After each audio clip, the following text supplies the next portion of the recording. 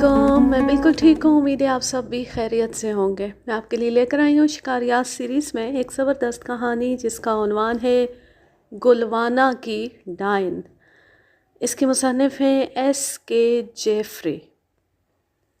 कई लोग मुझसे दरियाफ़्त करते हैं कि अपनी 40 साला शिकारी ज़िंदगी में जो हिंदुस्तान के मुख्तलिफ़ जंगलों में गुज़री, क्या मैंने कहीं कोई भूत भी देखा। मैं यही जवाब देता कि भूत प्रेत महज इंसान के तख़य्युल की पैदावार हैं और उनका हकीकत से दूर का भी वास्ता नहीं। ताहम मेरी शिकारी ज़िंदगी में कुछ ऐसे वाक़यात हैं जिनमें मेरा भूतों से आमना सामना होते होते रह गया। आज एक ऐसा ही वाक़या नज़रे क़ारीन है। मैं जिस ज़माने का ज़िक्र कर रहा हूँ तब हिंदुस्तान में जंगल ज़्यादा और इंसानी आबादियाँ खाल खाल हुआ करती थीं। कई देहात जंगलों के बीच वाक़े थे और उनके माबैन भी फासला खासा ज़्यादा था। बिजली की सहूलत ना होने के बायस गुज़रगाहें सरे शाम ही वीरान हो जाया करती। ऐसे में अगर कोई दरिंदा आदमखोर हो जाता तो उसे ज़ैर करना बड़ा दिक्कत तलब काम होता। इसी वजह से आदमखोर की वारदातों को किसी माफूकुल फितरत कुव्वत से मंसूब करके तोहम परस्त लोग अक्सर तरह तरह के किस्से घड़ लेते। ये किस्से जहाँ मकामी बाशिंदों में खौफ व हरास फैलाने का सबब बनते, वहीं शिकारी के काम में भी रुकावट डालते। ये हकीकत है कि मकामी बाशिंदों का ताउन हासिल ना हो तो माहिर से माहिर शिकारी भी किसी जंगल में अपनी मुहिम बखूबी सर अंजाम नहीं दे सकता। अगर उन लोगों के दिलों पर चुड़ैल या भूत प्रेत की हैबत मुसल्लत हो जाती तो अव्वल वो ताउन पर आमादा ही नहीं होते थे, और अगर हो भी जाते तो उनकी ऊट पटांग हरकतें शिकारी की तवज्जो मुंतशिर करने के अलावा कोई फ़ायदा ना पहुंचाती। मैं अपनी शिकारी ज़िंदगी का एक ऐसा अजीब व गरीब वाक़या रकम कर रहा हूँ जिसका आगाज़ मौज़ा गुलवाना में मेरे तबादले से हुआ। मैंने थाने का इंतज़ाम संभाला तो मालूम हुआ कि ऐसी दरख्वास्तों से एक फ़ाइल भरी पड़ी है जिनके सिलसिले में मेरे पेशरो ने कोई अहकामात जारी नहीं किए थे। मैंने फ़ाइल खोली तो उसमें कुछ अंग्रेज़ी और बाकी मकामी ज़ुबान में तहरीर शुदा दरख्वास्तें नज़र आईं। उन सब का ताल्लुक़ मौज़े के मुख्तलिफ़ देहात से था जिनमें गुज़श्ता 6 माह के दौरान लापता होने वाले अफराद की बाबत नामुकम्मल अंदराजात थे। अमले से पूछने पर मालूम हुआ कि गुलवाना से 20 मील दूर एक कस्बा फुलदार आबाद है। उसके इर्द गिर्द छोटी मोटी आबादियाँ फैली हुई हैं। उन आबादियों के दरमियान वाक़े घने जंगलों के वसी व अरीज़ खित्ते उन्हें एक दूसरे से जुदा करते हैं। ये जंगल किसी ज़माने में चीतों और शेरों की बहुतात के बायस बेहतरीन शिकारगाह तस्वुर किए जाते थे। उन जंगलों के दरमियान से एक गुज़रगाह गुज़रती थी जिस पर एक पुराना मंदिर वाक़ था। उसके खंडर शायद आज भी वहाँ मौजूद हों। उस मंदिर के बारे में मशहूर था कि वो आसेब ज़दा है। दिन के उजाले में तो काफ़िले उस गुज़रगाह को इस्तेमाल कर लेते, मगर शाम के साए गहरे होते वो इलाका वीरान और सुनसान हो जाता। फ़ाइल की दरख्वास्तों के मुताबिक गुज़श्ता 6 माह के दौरान उस गुज़रगाह के आस पास वाक़े देहात से 20 अफराद लापता हो चुके थे। बेशतर का ताल्लुक़ फुलदार से था। थाने के अमले ने बताया कि चूँकि वो इलाका आसेब ज़दा है इसलिए तमाम वारदातों को भूतों और चुड़ैलों के खाते में डाल दिया गया। मेरे दस्ते रास राजू ने ख्याल जाहिर किया कि इन वारदातों की पुष्ट पर कोई शेर या चीता है। मेरा भी यही ख्याल था। मैंने अपने शक की तस्दीक की खातिर उस थाने का तमाम रिकॉर्ड छान मारा। किसी आदमखोर की हलाकत के सिलसिले में पुलिस के रिकॉर्ड बड़ी मुआवनत करते हैं।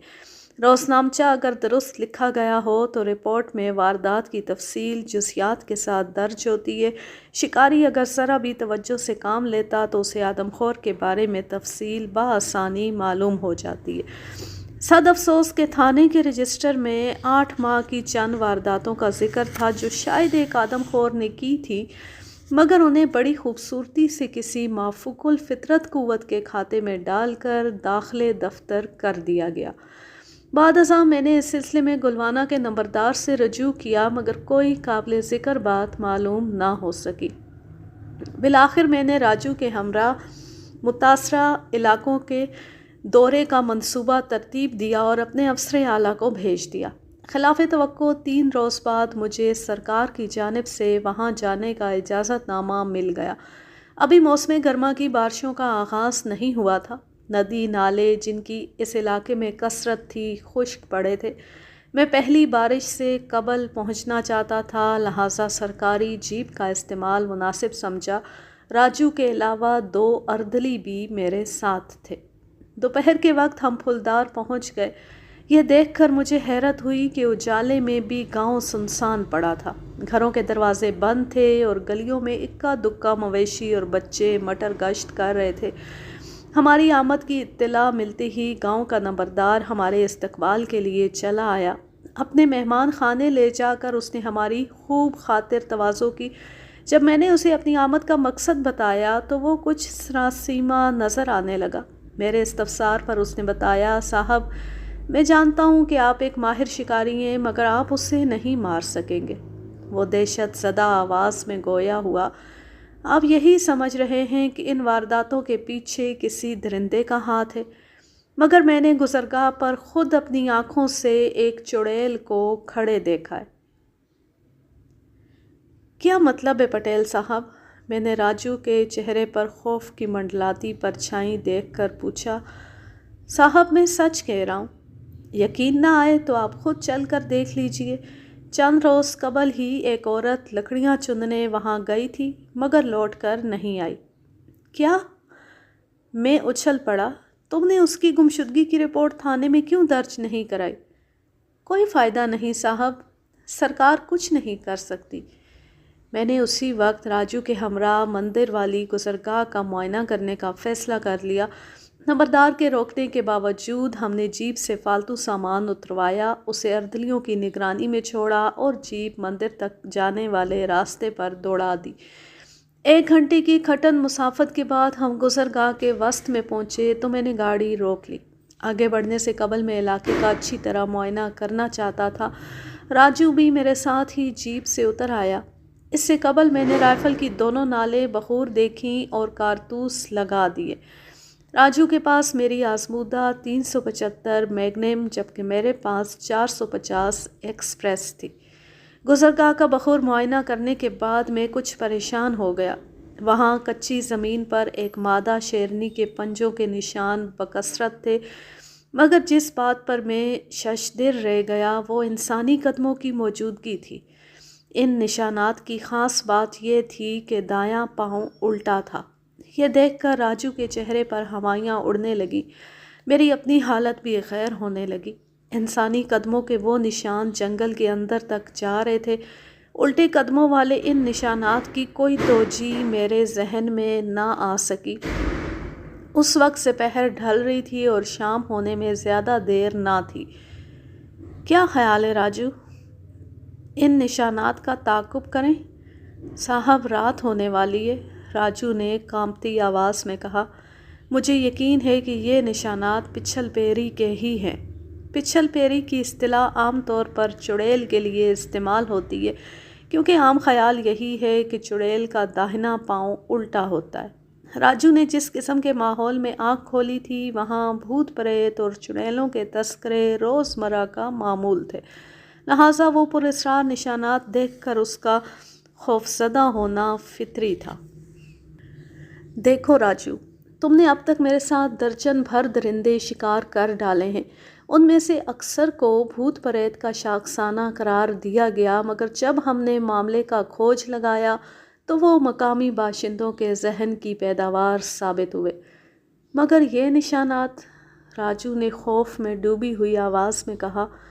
مجھے یقین ہے ہم اس اسرار سے پردہ اٹھانے میں کامیاب ہو جائیں گے، مگر اس کے لیے ضروری ہے کہ ان نشانات کا تعاقب کیا جائے۔ اس نے میری بات کا جواب نہیں دیا اور ہراساں انداز میں کبھی راہگزر کو دیکھتا تو کبھی اس کی نگاہیں جنگل کی طرف اٹھ جاتی۔ اس سے قبل کہ میں مزید کچھ کہتا، ہوا کے دوش پر ایک ایسی آواز ابھری جسے سن کر راجو کا ہی نہیں میرا بھی رنگ فک ہو گیا۔ آواز جنگل کی طرف سے سنائی دی تھی۔ راجو، یہ آواز، یہ تو کسی بچے کے رونے کی آواز ہے صاحب۔ سرے شام گھنے جنگل کے سناٹے میں گونجنے والی وہ آواز کسی بھی ذی ہوش کے حواس گم کر دینے کے لیے کافی تھی۔ مگر ہمارا معاملہ مختلف تھا۔ ہماری زندگی کے بیشتر شب و روز گھنے جنگلوں میں خونخوار درندوں سے نبرد آزمائی کرتے ہوئے بسر ہوئے تھے، اسی لیے ہمارے حواس خطا نہ ہوئے۔ ہم فوراً جیپ میں سوار ہو گئے اور اس طرف چل پڑے جہاں سے آواز آئی تھی۔ کچھ لمحوں بعد رونے کی آواز موقوف ہو گئی، مگر ہم محتاط انداز میں رائفلیں تھامے اور آس پاس نظریں دوڑاتے جنگل میں داخل ہو گئے۔ اونچے اونچے درختوں اور گھنی جھاڑیوں کے درمیان بل کھاتی گزرگاہ پر ایک شیرنی کے پنجوں کے نشانات کے ساتھ ساتھ انسانی قدموں کے وہ عجیب و غریب نشانات بھی نظر آئے جو ہم پہلے دیکھ چکے تھے۔ حیرت انگیز امر یہ ہے کہ درندے اور انسانی قدموں کے نشان زیادہ پرانے نہ تھے۔ عجیب الخلقت قدموں کے نشانات اپنی جگہ، مگر شیرنی کے پنجوں کے نشان دیکھ کر مجھے یقین ہو گیا کہ پھلدار اور گرد و نواح میں ہونے والی گمشدگیوں کی پشت پر ایک آدم خور شیرنی کا ہی ہاتھ ہے۔ ہمارا رخ اس جانب تھا جہاں ہمیں بتایا گیا تھا کہ متروک مندر کے کھنڈر واقع ہیں۔ پنجوں کے نشانات کا رخ بھی اسی طرف تھا۔ ایک ٹیلے کے قریب گزرگاہ دو حصوں میں منقسم ہو گئی۔ ایک راستہ دائیں جانب سیدھ میں چلا گیا، دوسرا ٹیلے کے اوپر سے چکر کاٹ کر جنگل کے گھنے حصے میں داخل ہو رہا تھا۔ ہم نے سیدھا چلنے کا فیصلہ کیا کیونکہ زمین پر موجود نشانات بھی اسی طرف جا رہے تھے۔ تاریکی کے باعث زمین کا باریک بینی سے معائنہ ممکن نہ تھا، پھر بھی ہم آگے بڑھتے گئے۔ بڑھتے اندھیرے کے باعث نشانات بار بار کھو جاتے اور ہمیں رک کر دوبارہ سلسلہ ملانا پڑتا۔ خطرے سے مقابلے کے دباؤ اور نقوش پا کی جستجو میں ہم سمت کا خیال نہ رکھ سکے۔ وہ نشانات ایک ایسی جگہ پہنچ کر اپنا وجود کھو بیٹھے جہاں گزرگاہ کے دونوں کناروں پر برگد اور پیپل کے درخت شاخیں لٹکائے جھوم رہے تھے۔ درختوں کی شاخوں سے گزرگاہ کے کناروں پر لپٹی اگی بیلیں ہر لحظہ بڑھتی تاریکی میں خاصا ڈراؤنا منظر پیش کر رہی تھی۔ مجھے اس بات پر حیرت تھی کہ اس بچے کے رونے کی آواز دوبارہ نہیں آئی تھی۔ اب میں نے رائفل کی نال پر لگی ٹارچ روشن کر لی۔ روشنی میں نظر آیا کہ قدموں کے نشانات جنگل میں داخل ہو کر نظروں سے اوجھل ہو رہے۔ ہم پھر ان کے پیچھے پیچھے چل پڑے۔ آخر تھوڑی دور آگے جا کر ویران مندر کے کھنڈر ہمارے سامنے آ گئے۔ ابھی ہم مندر کا سیاہ ہیولہ دیکھ ہی رہے تھے کہ اچانک دو مختلف آوازیں سن کر ہمارے کان کھڑے ہو گئے اور رائفلیں بے اختیار کندھوں سے آ لگیں۔ پہلی آواز گھوڑے کی ہنہناہٹ کی تھی، جس کے فوراً بعد بچے کے رونے کی آواز آئی۔ دونوں آوازیں مندر کے اندر سے ابھری تھیں۔ میں نے راجو کو اشارہ کیا اور ہم دونوں ایک دوسرے کی پیٹھ سے پیٹھ جوڑے اطراف کا بغور جائزہ لیتے مندر کی طرف بڑھنے لگے۔ اب راجو نے بھی اپنی ٹارچ روشن کر لی۔ بچے کے رونے کی آواز تسلسل کے ساتھ ابھر رہی تھی۔ جیسے ہی ہم مندر کے احاطے میں داخل ہوئے، ہمیں حیرت کا شدید جھٹکا لگا۔ احاطے کے اندر ایک بت ایستادہ تھا جس کے قدموں میں ایک بچہ ہاتھ پاؤں مارتا ہوا بلک بلک کر رو رہا تھا۔ اس سے کچھ فاصلے پر ایک اعلیٰ نسل کا گھوڑا بے چینی سے زمین پر کھر مارتا دکھائی دیا۔ ہم دونوں شدید حیرانی کے عالم میں کبھی بچے پر ٹارچ کی روشنی پھینکتے تو کبھی گھوڑے پر، جو ہماری آمد کے باعث مزید بے چین ہو گیا تھا۔ آس پاس کسی اور ذی روح کا نام و نشان تک نہ تھا۔ میں اس ویرانے میں معصوم بچے اور ساز و سامان سے آراستہ گھوڑے کی موجودگی کا کوئی جواز تلاش نہ کر سکا۔ وہ دیکھیے صاحب، دفتن راجو نے ٹھٹک کر اپنی ٹارچ کی روشنی بچے سے کچھ فاصلے پر ڈالی اور میں بھی ٹھٹکے بغیر نہ رہ سکا۔ زمین پر خون کے دھبوں کے ساتھ کسی کے گھسیٹے جانے کے واضح نشانات نظر آ رہے تھے۔ مندر کے احاطے کی دیوار ایک طرف سے ٹوٹی ہوئی تھی، وہ نشانات اسی طرف جا کر جنگل میں غائب ہو رہے تھے۔ ہمارا بڑے پراسرار چکر سے پالا پڑ گیا تھا۔ ابھی ہم اس غیر یقینی صورتحال سے دوچار تھے کہ جنگل کے وسط سے ایک انسانی چیخ گونج کر بکھرتی چلی گئی۔ خوف کے مارے راجو کی گھگی بند گئی۔ چیخ سن کر بچہ بھی زور و شور سے رونے لگا اور مجھے بھی اپنے بدن کے رونگٹے کھڑے ہوتے ہوئے محسوس ہوئے۔ وحشیانہ چیخوں کی آواز کے ساتھ ہی آس پاس کے درختوں پر لنگور وغیرہ کانوں کے پردے پھاڑ ڈالنے والی چیخیں نکالتے ہوئے اچھل کود کرنے لگے۔ راجو کے چہرے سے تحیر اور فکر مندی جھلک رہی تھی۔ میری اپنی حالت اس سے کچھ مختلف نہ تھی۔ میرے خیال میں بچے اور گھوڑے کو پھولدار لیے چلتے ہیں۔ میں نے راجو کے کان میں کہا، ان دونوں اور چیخوں کے اسرار سے کل اجالے ہی میں پردہ اٹھ سکتا ہے۔ راجو نے بھی میری رائے سے اتفاق کیا۔ اس نے آگے بڑھ کر بچہ اٹھایا اور واپس ہو لیا۔ میں نے گھوڑے کی لگام تھامے محتاط انداز میں ٹارچ کی روشنی ادھر ادھر دوڑائی اور اس کے پیچھے پیچھے چل دیا۔ گھوڑے نے جب دیکھا کہ ہم نے بچے یا اسے نقصان نہیں پہنچایا تو اس نے کوئی مزاحمت نہ کی۔ 15-20 منٹ بعد ہم اپنی جیپ تک پہنچ گئے۔ گاؤں واپس پہنچے تو نمبردار بے چینی سے اپنے ساتھیوں کے ساتھ منتظر تھا۔ وہ سب گاؤں کے باہر الاؤ روشن کیے چارپائیوں پر بیٹھے تھے۔ بعض نے کلہاڑیاں اور بلم تھام رکھے تھے۔ ہماری روداد سن کر نمبردار بھی حیران ہوئے بغیر نہ رہ سکا۔ میں نے اسے وحشیانہ چیخوں اور الٹے قدموں کے نشانات کے بارے میں جان بوجھ کر نہیں بتایا کہ مبادا اس کی توہم پرستی زور پکڑ لے۔ بچہ اور گھوڑا نمبردار کے حوالے کرنے کے بعد ہم دونوں کھانا کھا کر سو گئے۔ اگلی صبح ہم ضروری ساز و سامان سے لیس ہو کر جنگل میں جانے کے لیے تیار تھے۔ میں نے بچے اور گھوڑے کے سلسلے میں نمبردار کو ہدایت کر دی تھی کہ وہ آس پاس کے دیہات پہ اپنے آدمی بھیج کر ان کے ورثاء کا کھوج لگائے۔ 1 گھنٹے بعد ہم دوبارہ اس مندر میں موجود تھے جہاں گزشتہ شام محیر الکول واقعات پیش آئے تھے۔ دن کے اجالے میں جب ہمیں مندر کے احاطے کا بغور جائزہ لینے کا موقع ملا تو ہم پر ایک انکشاف ہوا۔ گرد آلود فرش پر گھسیٹے جانے اور خونی چھینٹوں کے ساتھ ساتھ شیرنی کے پنجوں کے نشانات بھی بکثرت تھے۔ ان نشانات کے درمیان الٹے قدم والے نشانے پا بھی دکھائی دیے۔ خون کے چھینٹوں کا تعاقب کرتے ہوئے ہم مندر سے نکل کر گھنی جھاڑیوں کے جھنڈ تک پہنچ گئے۔ اس مقام پر درخت اگرچہ زیادہ نہیں تھے لیکن وہ خاصے تناور تھے اور ان کی گنجان شاخیں نیچے تک جھکی ہوئی تھی۔ ہمیں ایک ایک جھنڈ کا بغور جائزہ لیتے آہستہ آہستہ آگے بڑھے۔ ہمیں خطرہ تھا کہ کسی بھی لمحے شیرنی ہم پر حملہ کر سکتی ہے۔ دفتن 20-25 گز دور جھاڑیوں کے ایک جھنڈ پر بکثرت مکھیاں اڑتی نظر آئیں۔ ذرا اور آگے بڑھے تو ان کی بھنبھناہٹ صاف سنائی دینے لگی۔ لاش خواہ انسان کی ہو یا کسی حیوان کی، اگر تا دیر جنگل میں پڑی رہے تو گوشت خور مکھیاں بکثرت اس پر ٹوٹ پڑتی ہیں۔ لیکن تعجب خیز بات یہ ہے کہ اگر شیر کسی جانور کو ہلاک کرے تو اس کی موجودگی میں کوئی مردار خور جانور تو درکنار، گوشت خور مکھیاں بھی لاش کے قریب نہیں پھٹکتی۔ عموماً شیر آدھا جانور کھا کر باقی ماندہ جھاڑ جھنکاڑ سے چھپا دیتا ہے، جو اس بات کی واضح علامت ہے کہ شیر نے دوبارہ اسے کھانا ہے۔ لیکن اگر شیر کا واپسی کا کوئی ارادہ نہ ہو تو وہ لاش چھپانے کی زحمت نہیں کرتا۔ یہ ایک طرح سے گدھوں، سیاہ گوشوں اور دوسرے مردار خوروں کے لیے دعوت عام ہوتی ہے۔ جھنڈ پر گوشت خور مکھیاں بکثرت دیکھ کر میں نے یہی اندازہ لگایا کہ شیرنی وہاں موجود نہیں۔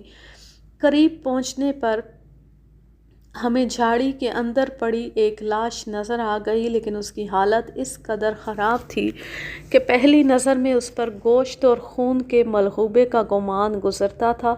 ارد گرد جا بجا ہڈیاں اور بال بکھرے ہوئے تھے۔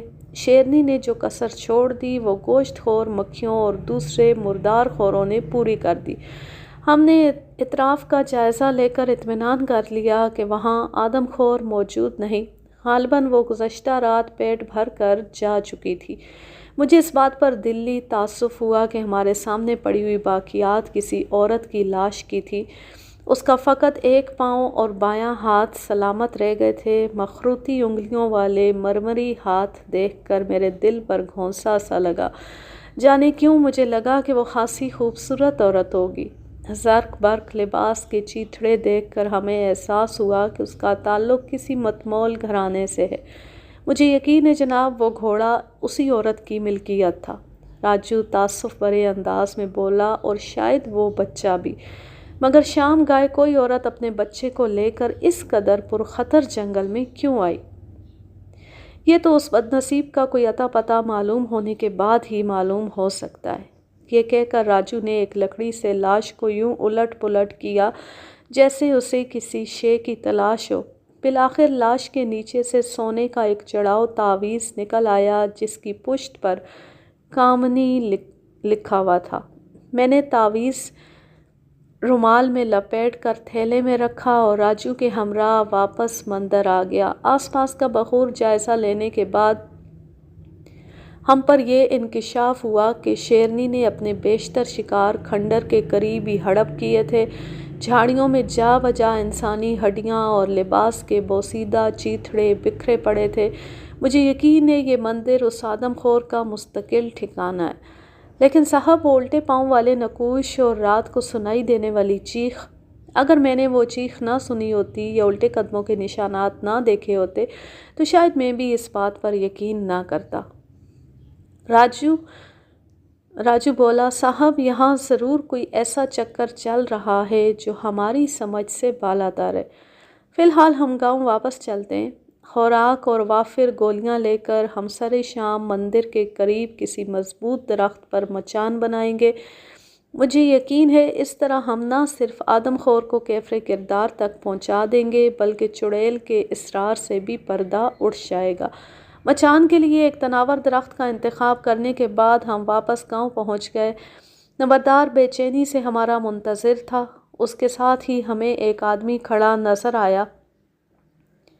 معمولی سے لباس میں ملبوس وہ شخص مجھے دیکھتے ہی میرے قدموں میں گر گیا۔ میں نے اسے اٹھایا تو وہ میرے ہاتھوں کو بوسے دینے لگا۔ ارے یہ کیا کر رہے ہو؟ جناب یہ اس بچے کا باپ ہے جسے کل رات آپ جنگل سے نکال کر لائے تھے، نمبردار نے وضاحت کی۔ تمہارا بچہ کیسے گم ہوا تھا؟ صاحب کوئی رات کے وقت اسے میری بیوی کے پہلو سے اٹھا کر لے گیا تھا، وہ گڑ گڑا کر بولا۔ بدقسمتی سے اس آدمی سے کوئی کام کی بات معلوم نہ ہو سکی، نہ ہی گھوڑے یا عورت کے بارے میں کچھ پتہ چلا۔ اگر نمبردار اسے وہاں سے نہ بھیجتا تو شاید غریب آدمی ممنونیت کے مارے وہیں بیٹھا رہتا۔ بچے کے ساتھ ساتھ نمبردار نے گھوڑے کے مالک کا پتہ چلانے کی کوششیں بھی کی تھیں مگر اس کا کوئی سراغ نہ ملا۔ ہم نے اسے عورت کی لاش کا بتایا تو وہ ششدر رہ گیا۔ ہمارے ساتھ جا کر لاش دیکھنے پر نمبردار نے بتایا کہ یہ اس عورت کی نہیں جو چند دن پہلے غائب ہوئی تھی۔ شاید شیرنی اسے جنگل کے گھنے حصے میں لے گئی تھی جہاں تک انسانوں کی رسائی مشکل تھی۔ بہرحال ہم نے سپہر کو اپنا ساز و سامان سنبھالا اور مندر پہنچ گئے۔ راجو نے بڑی احتیاط سے مندر کے احاطے میں واقع درخت پر مچان باندھی اور ہم دونوں اندھیرا پھیلنے سے قبل اس پر براجمان ہو گئے۔ تاریکی پھیلتی ہر طرف موت کا سا سکوت طاری ہو گیا۔ کبھی کبھی کہیں دور سے گیدڑوں کے چیخنے کی آوازیں سنائی دیتی تو خاموشی ٹوٹتی۔ ہمارے کان کسی آہٹ پر لگے ہوئے تھے مگر دور تک شیر کی موجودگی کے آثار نظر نہ آئے۔ اصولاً جب شکاری مچان پر بیٹھتا ہے تو قریب ہی ادکھائی انسانی لاش یا زندہ بچھڑے کی موجودگی ضروری ہے۔ اس کے بغیر شیر مچان کے نیچے نہیں آتا، مگر ہمارا معاملہ دوسرا تھا۔ ہم نے مچان ہی ایسی جگہ بنائی تھی جو ہمارے خیال میں شیرنی کی گزرگاہ تھی، اس لیے اسے پھانسنے کے لیے ہمیں کسی زندہ یا مردہ جاندار کی ضرورت نہ تھی۔ پھر مجھے ان پراسرار نقوش پا کی بھی فکر لاحق تھی۔ میں پچھل پیری کی حقیقت جاننے کے لیے بیتاب تھا۔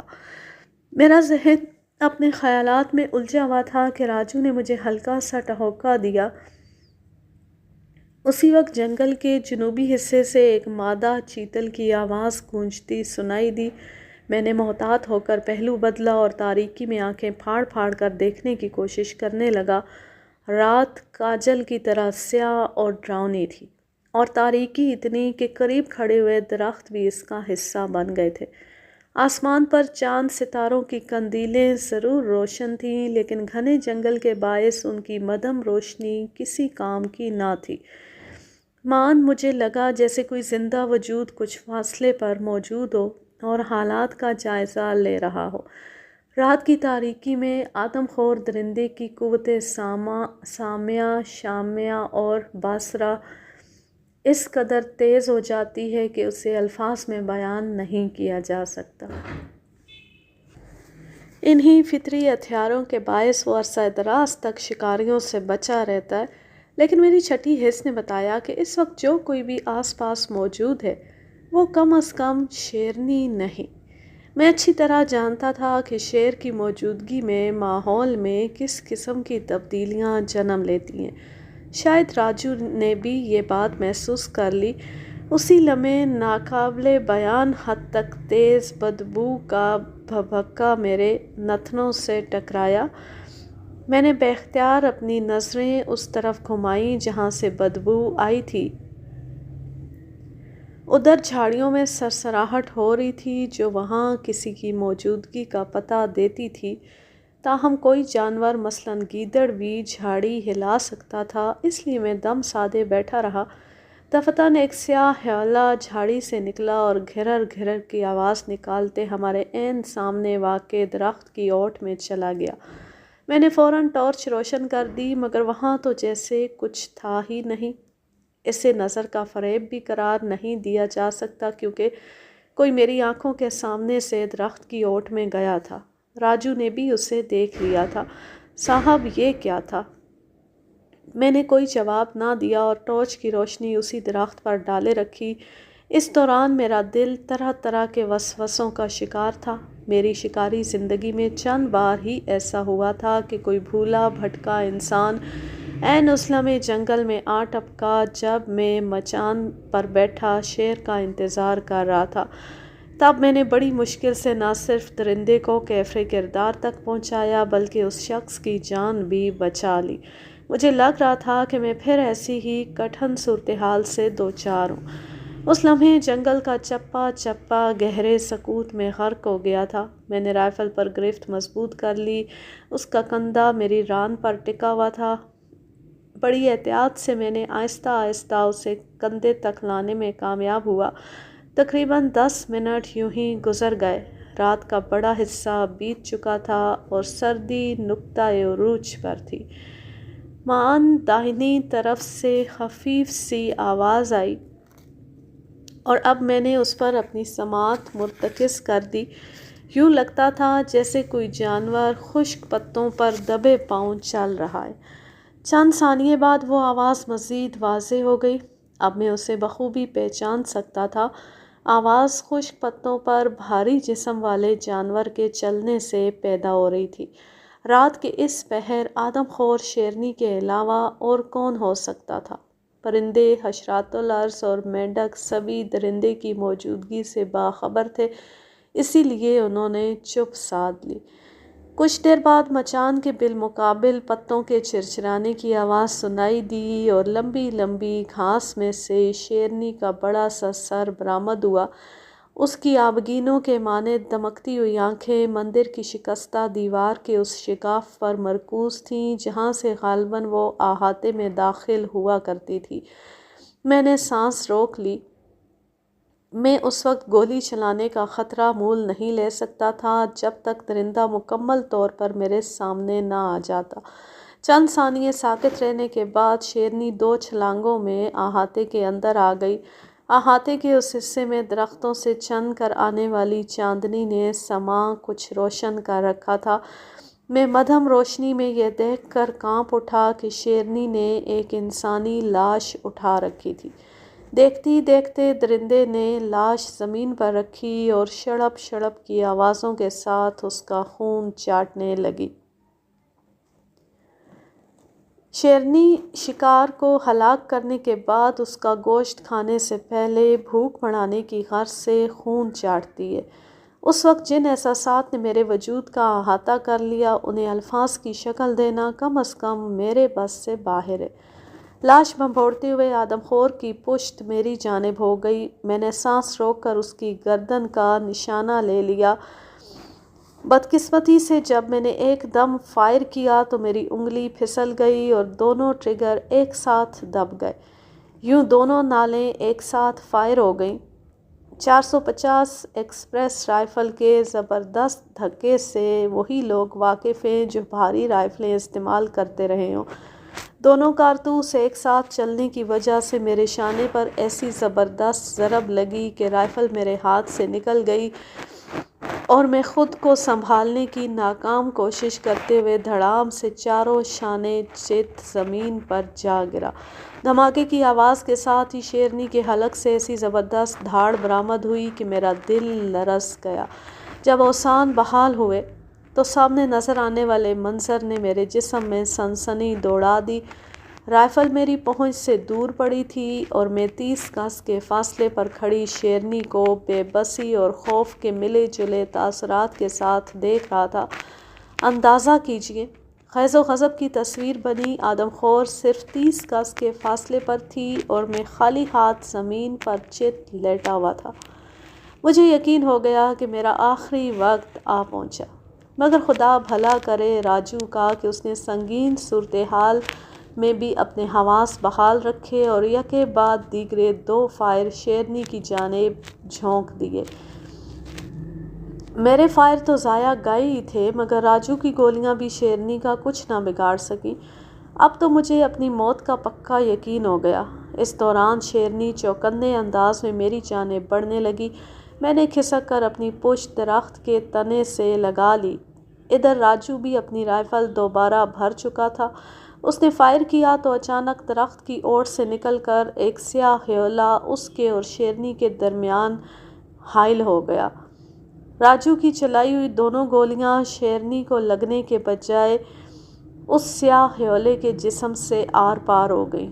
اسی لمحے شیرنی ایک ہی جست میں احاطے کی دیوار پار کر کے گھنے جنگل میں روپوش ہو گئی۔ میرے اعصاب جو پہلے ہی آدم خور سے یوں اچانک آمنا سامنا ہو جانے پر تڑخ گئے تھے، اس عجیب و غریب منظر کی تاب نہ لا سکے اور آہستہ آہستہ میری آنکھیں بند ہوتی چلی گئیں۔ اس کے بعد کیا ہوا مجھے کچھ یاد نہیں، بس یہ احساس باقی رہا کہ میرا ذہن اتھاہ گہرائیوں میں ڈوبتا جا رہا ہے۔ منہ پر ٹھنڈے پانی کے چھینٹے پڑتی میں ہوش و حواس کی دنیا میں واپس لوٹ آیا۔ راجو نے میرا سر اپنی گود میں رکھا ہوا تھا اور وہی میرے چہرے پر پانی کے چھینٹے مار رہا تھا۔ کچھ فاصلے پر میلے کچیلے چیتڑوں میں ملبوس کسی انسان کی لاش پڑی تھی۔ اسے اتنی شدید بو اٹھ رہی تھی کہ مجھے ابکائی آتی محسوس ہوئی۔ چند گھونٹ پانی پینے کے بعد میرے حواس درست ہوئے تو میں نے راجو کے ساتھ اس لاش کا معائنہ کیا۔ وہ ایک کوڑی کی لاش تھی۔ وہ راجو کی چلائی ہوئی گولیوں کا نشانہ بن گیا۔ شاید وہ یہ سمجھا کہ راجو اسے گولی مار رہا ہے۔ کوڑی کو عام طور پر اس کے رشتہ دار بھی قبول نہیں کرتے اور بیچارہ جنگلوں بیابانوں میں زندگی کے آخری ایام بسر کرنے پر مجبور ہو جاتا ہے۔ اس وقت ہمارے سامنے ایسی ہی کسی کوڑی کی لاش پڑی تھی۔ عجیب بات یہ تھی کہ غالباً پولیو کے باعث اس کا دائنا پاؤں غیر فطری انداز میں مڑا ہوا تھا۔ مجھے یقین ہو گیا کہ الٹے قدموں کے وہ نشان اسی بد نصیب شخص کے تھے اور وہی راتوں کو تکلیف کے باعث جنگل میں چیختا بھی رہتا۔ سادہ لو دیہاتی اسے پچھل پیری سمجھ کر اس سے خائف ہو گئے۔ نہایت بدبودار گوشت کی وجہ سے اس چلتی پھرتی لاش سے دیگر حیوان تو کیا شیر بھی قریب نہیں پھٹکتا تھا۔ میرے ہاتھ سے ظلم ہو گیا صاحب۔ راجو کی درد میں ڈوبی آواز میری سماعت سے ٹکرائی۔ میں نے اس کی طرف نگاہ اٹھائی تو صبح کاذب کے ملگجے اجالے میں راجو کی آنکھوں سے آنسوؤں کی لڑیاں بہتی صاف دکھائی دیں۔ ارے بے وقوف، تو نے تو اس بد نصیب پر احسان کیا ہے۔ سسک سسک کر جینے سے یہ اندھی موت 1000 درجے بہتر ہے۔ ہو سکتا ہے وہ بھی مرنا چاہتا ہو ورنہ ایسے موقع پر کبھی یہاں نہ آتا۔ دن کے اجالے میں احاطے کا معائنہ کرنے پر انکشاف ہوا کہ ہماری چلائی ہوئی گولیوں میں سے کوئی ایک شیرنی کو زخمی کر گئی تھی۔ کیونکہ خون کے نشانات جنگل میں خاصی دور تک چلے گئے تھے، شیر کے شکار کا سب سے خطرناک مرحلہ اسے تعاقب کر کے ہلاک کرنا ہے۔ مچان پر سے تو کوئی بھی درندہ بآسانی شکار کیا جا سکتا ہے، مگر دو بدو مقابلے میں شکاری کی اپنی جان جانے کے امکانات بھی خاصے ہوتے ہیں، خصوصاً جب شیر زخمی ہو تو خطرہ دو چند ہو جاتا ہے۔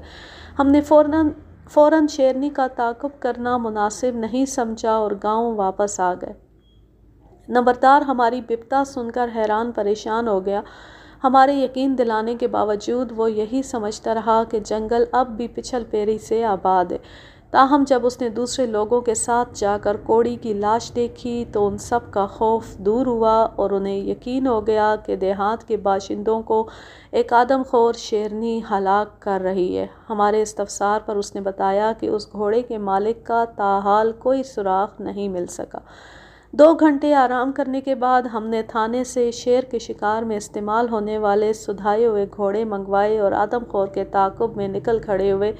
یاد رہے، جوں جوں آدم خور کا تجربہ بڑھے، اس کی مکاری، چالاکی اور سفاکی بڑھتی جاتی ہے۔ اس کی حسیات اتنی قوی ہو جاتی ہیں کہ وہ دور سے شکاری کی بو پا لیتا ہے اور پھر کبھی ادھر کا رخ نہیں کرتا۔ ایسے میں اگر وہ شکاری کے ہاتھوں زخمی بھی ہو جائے تو معاملہ مزید گھمبیر ہو جاتا ہے۔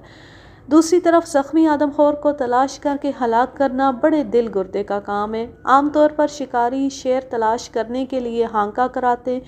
چونکہ میں پہلے 2 مرتبہ ہانکے کے دوران تلخ تجربات سے دوچار ہو چکا تھا، اس لیے میں نے تہیہ کر لیا تھا کہ آئندہ کبھی ہانکے کا سہارا نہیں لوں گا۔ ہم نے زخمی شیرنی کو تلاش کرنے کی مہم کا آغاز متروک مندر سے کیا۔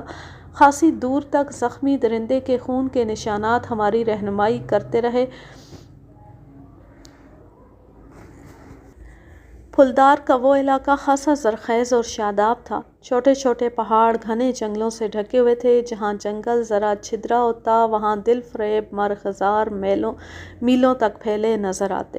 ان میں ہرن، چیتل، سانبر اور دوسرے چرند پرند بکثرت گھوم رہے ہوتے۔ کہیں کہیں شیر اور چیتے بھی محو استراحت دیکھنے کو ملے، لیکن ان میں کوئی بھی ہمارا مطلوبہ درندہ نہ تھا، اس لیے ہم ان سے کنی کترا کر آگے بڑھتے رہے۔ جنگل سے نکل کر ہم ایک ناہموار علاقے میں پہنچ گئے۔ وہاں اونچے اونچے ٹیلوں کی بہتات تھی۔ وہیں ایک جگہ کچی زمین پر آدم خور کے نقوش پا صاف نظر آئے۔ گزشتہ شب شیرنی نے 10 میل کا فاصلہ طے کیا تھا۔ اس کا مطلب تھا کہ وہ زیادہ زخمی نہیں ہوئی تھی، بصورت دیگر وہ اتنی طویل مسافت کبھی طے نہ کر پاتی۔ ایک ٹیلے کی بلندی پر پہنچ کر ہم نے گھوڑے روک لیے۔ دوپہر کی چمکتی دھوپ میں ہمارے سامنے 10-15 کچے مکانات پر مشتمل ایک بستی آ گئی تھی۔ شیر کے قدموں کے نشانات اسی بستی تک جا رہے تھے۔ اس کے پار سبزے سے ڈھکی اونچی نیچی پہاڑیاں تھیں، جن کے پیچھے پھر گھنے جنگل کا سلسلہ شروع ہو جاتا تھا۔ بستی پر چھایا موت کا سا سکوت اس کی ویرانی کا غماز تھا۔ ہم گھوڑوں کو دل کی چال چلاتے بستی میں لے گئے۔ مکان ٹوٹے پھوٹے پتھروں اور گارے سے بنائے گئے تھے، جن کی چھتیں گھاس پھوس اور لکڑی سے بنی ہوئی تھیں۔ مکانات کے سامنے دور تک کشادہ میدان تھا، جس میں کہیں کہیں کھیت بھی نظر آئے، مگر اب وہ بنجر ہو چکے تھے۔ ہم نے 1-2 گھروں کے اندر جھانکا، مگر ٹوٹے پھوٹے گھروں اور پرانے کپڑوں کے سوا کچھ نظر نہ آیا۔ یوں لگتا تھا جیسے وہاں کے مکین ہنگامی حالات سے دوچار ہونے کے بعد شدید خوف و ہراس کی حالت میں بستی خالی کر گئے۔ آدم خور کے علاقہ واردات میں کسی بستی کا ایسا حشر معمول کی بات تھی۔ ہم پہلے بھی ایسی کئی بستیاں دیکھ چکے تھے، اس لیے زیادہ حیران نہ ہوئے۔ مجھے یقین تھا کہ اس بستی کے بد نصیب مکین آدم خور سے کم اور پچھل پیری سے زیادہ خائف تھے۔ گھروں کے درمیانی راستے پر جہاں کہیں نرم مٹی تھی، وہاں ہمیں شیرنی کے پنجوں کے نشانات صاف دکھائی دیے۔ وہ گھاس کے میدان تک جا رہے تھے۔ ابھی ہم نشانات کے تعاقب میں آگے بڑھنے کا سوچ ہی رہے تھے کہ معاً جنگل میں شیر کی فلک شگاف گرج گونجی، جس کے ساتھ ہی یکے بعد دیگرے رائفل کے 2 دھماکے سنائی دیے۔ اگلے ہی لمحے فضا پر یوں سکوت چھا گیا گویا کچھ ہوا ہی نہیں تھا۔ ہم دونوں ششدر کھڑے ایک دوسرے کا منہ تکنے لگے۔ وہ دھماکے شناخت کرنے میں مجھے بمشکل ایک پل لگا۔ 375 میگنم نامی رائفل اس زمانے میں یا تو پیشہ ور شکاریوں کے پاس ہوتی تھی یا پھر ڈاکوؤں اور جاگیرداروں کے پاس۔ بہرحال وہ خاص رائفل تھی اور کسی عام آدمی کے پاس اس کا ہونا محال تھا۔ ابھی ہم ان دھماکوں اور شیر کی گرج کے بارے میں سوچ ہی رہے تھے کہ گھاس کے میدان سے وہی آدم خور نکلتی دکھائی دی جس کی تلاش میں ہم صبح سے مارے مارے پھر رہے تھے۔ میں نے فوراً رائفل کندھے سے لگا لی اور اس کی دوربین میں دیکھا کہ شیرنی کی گردن سے خون کا دھارا بہہ رہا ہے۔ یہ زخم بلا شبہ تازہ تھا۔ وہ یوں اندھا دھند بستی کی طرف بھاگی چلی آ رہی تھی جیسے اس کے پیچھے کوئی بلا پڑی ہوئی ہے۔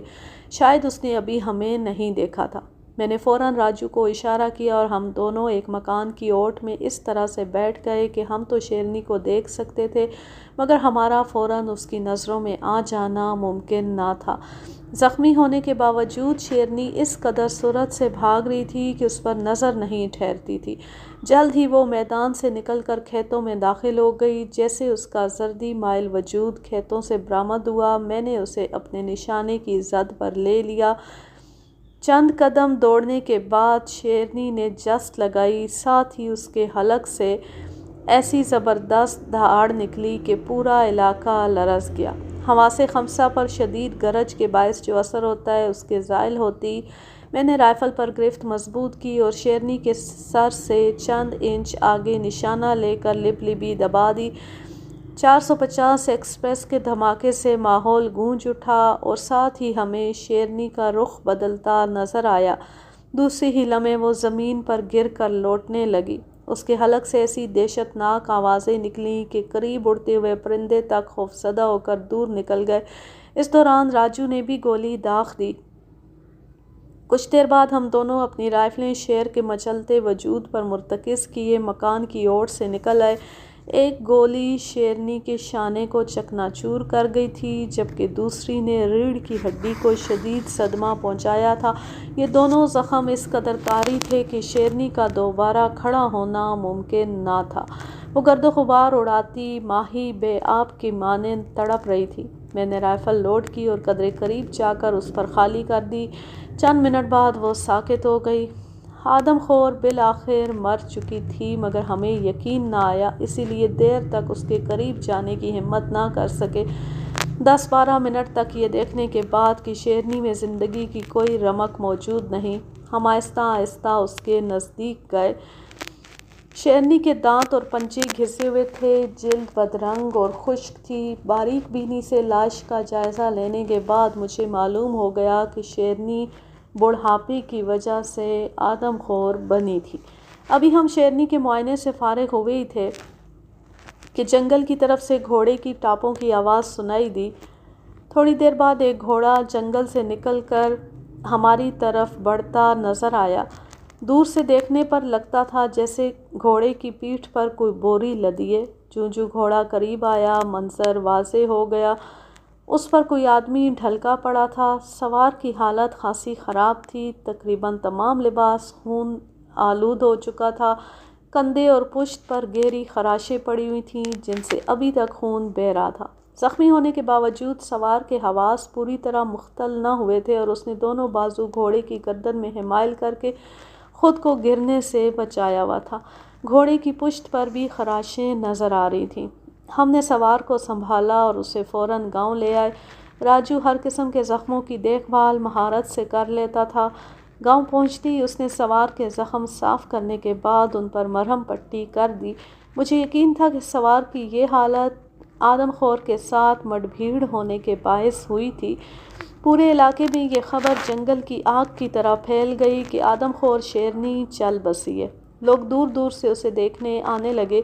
پھلدار کے باسی تو اس قدر مسرور ہوئے کہ انہوں نے ہماری شان میں باقاعدہ جشن کا اہتمام کر ڈالا۔ کچھ دن بعد زخمی سوار کے زخم بھرنے لگے اور وہ بول چال کے قابل ہو گیا۔ ایک شام راجو کے ساتھ جا کر میں نے اس کی خیریت دریافت کی، ساتھ ہی میں یہ بھی جاننا چاہتا تھا کہ وہ کون ہے اور کہاں جا رہا تھا۔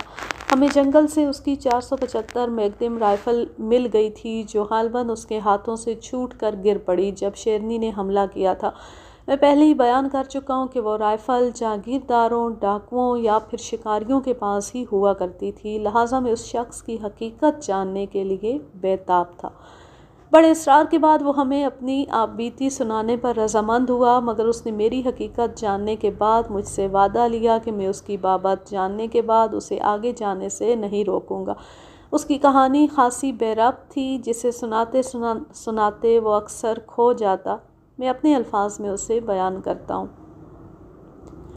وہ پھلدار سے 20 میل دور واقع جاگیر ڈھلوانا کے جاگیردار کا اکلوتا بیٹا نرمل پانڈے تھا۔ خاصی بڑی جاگیر کا اکلوتا وارث ہونے کے ناطے اس کی پرورش بڑے ناز و نعم میں ہوئی، ساتھ ساتھ اسے سیر و شکار کا بھی شوق تھا۔ یوں تو اس کی زندگی میں ہر خوشی کی فراوانی تھی، مگر شادی کے بعد اسے ایک دکھ نے آ لیا، یہ اولاد نہ ہونے کا دکھ تھا۔ اس کی بیوی حسن و جمال اور دولت و حشمت میں یکتا تھی، مگر قدرت کو اس کی گود ہری کرنا منظور نہ تھا۔ جاگیردار کے ذاتی معالجین نے ہر طرح کے علاج معالجے آزما ڈالے، مگر بے سود۔ آخر میاں بیوی نے جوتشیوں اور پنڈتوں کا سہارا لیا۔ 2 ماہ کی تلاش بسیار کے بعد ان کا پالا ایک ایسے جوتشی سے پڑا جس کا دعویٰ تھا کہ وہ ناممکن کو ممکن بنا سکتا ہے۔ اس نے میاں بیوی کو ایک ایسا عمل بتایا جسے کرنے سے بقول اس کے انہیں زندگی میں ایک بار اولاد مل جاتی، لیکن میاں بیوی کو یہ عمل بالکل پسند نہ آیا، کیونکہ کامیابی کی شرط یہ تھی کہ ایک 10 ماہ کے بچے کے خون سے سر دھویا جائے۔ یہ شرط بیوی کے لیے مخصوص تھی۔ نرمل تو ایسا انسانیت سوز عمل کرنے پر راضی نہ ہوا، لیکن اس کی بیوی چپکے 10 ماہ کے بچے کی کھوج میں لگ گئی۔ بالآخر اس کے ملازم نے اسے بتایا کہ پھلدار کے ایک گاؤں میں ایک غریب کمہار کا بیٹا چند روز تک 10 ماہ کا ہو جائے گا۔ جاگیردارنی کے لیے یہ بہت بڑی خبر تھی۔ اپنی گود بھرنے کے لیے وہ کسی کی گود اجاڑنے سے بھی نہ چونکی اور غریب کمہار کا بچہ اٹھوا لیا۔ چونکہ اسے خدشہ تھا کہ اس کا شوہر راہ کی رکاوٹ بن جائے گا، اس لیے اس نے عمل کی رات نرمل پانڈے کو نشہ آور دودھ پلا کر بے ہوش کیا اور بچہ لے کر وہاں سے نکل کھڑی ہوئی۔ اس کی منزل وہی سنسان مندر تھا جہاں وہ اپنا شقی القلب عمل کرنے سے قبل خود ہی آدم خور کا شکار بن گئی۔ نرمل کے ساتھ بعد میں جو حالات پیش آئے وہ اسی کی زبانی سنیے۔ جیسے ہی مجھے ہوش آیا میں نے ملازموں سے اپنی بیوی کے بارے میں پوچھا۔ انہوں نے بتایا کہ وہ اپنے رشتہ داروں سے ملنے گئی ہے، لیکن میرا دل نہیں مانتا تھا کیونکہ وہ میرے بغیر کبھی کہیں نہ گئی تھی۔ بہرحال کچھ دن انتظار کرنے کے باوجود جب اس کی کوئی خبر نہ ملی تو میں نے اس کے رشتہ داروں کے ہاں جانے کی ٹھانی۔ ابھی میں جنگلوں سے گزر رہا تھا کہ ایک زخمی شیرنی سے میری مڈ بھیڑ ہو گئی۔ اس کے بعد کے واقعات سے آپ بخوبی واقف ہیں۔ تم نے کہا تھا کہ میں تمہاری آپ بیتی سننے کے بعد تمہیں آگے جانے سے نہ روکوں گا، مگر مجھے افسوس ہے کہ تمہارے آگے جانے کا اب کوئی فائدہ نہیں۔ نرمل پانڈے نے مجھے چونک کر دیکھا۔ میں نے کچھ کہنے کے بجائے جیب سے کپڑے میں لپٹا ہوا خون آلود تعویذ نکالا اور اس کے سامنے رکھ دیا۔ وہ پھٹی پھٹی آنکھوں سے تعویذ کو دیکھتا رہ گیا، کیونکہ اس پر نرمل کی بیوی کا نام کندا تھا۔ یہ کیا ہے؟ اس کے منہ سے فقط اتنا ہی نکل سکا۔ تمہاری بیوی ایک غریب کے بچے کا بلیدان دینا چاہتی تھی، مگر قدرت نے اسے آدم خور کا لقمہ بنا ڈالا۔ یہ کہہ کر میں نے اسے غم و اندوہ کی تصویر بنا چھوڑا اور راجو کے ساتھ کمرے سے نکل آیا۔ راجو، شکر ہے کہ آدم خور کے ساتھ ساتھ ایک ڈائن بھی قدرت کے غیبی ہاتھ کا شکار ہو کر کیفر کردار کو پہنچ گئی۔ یوں یہ زبردست کہانی اپنے اختتام کو پہنچی۔ اب میں لیتی ہوں آپ سے اجازت۔ جانیں خوش رہیں، شاد و آباد رہیں، ہنستے مسکراتے رہیں، اور اگر یہ کہانی یا میرا انداز پسند آئے تو اس چینل کو سبسکرائب ضرور کر لیں، ویڈیو کو لائک کیجئے، زیادہ سے زیادہ شیئر کیجئے اور اچھا سا کومنٹ کیجئے۔ اللہ حافظ، اللہ نگہبان۔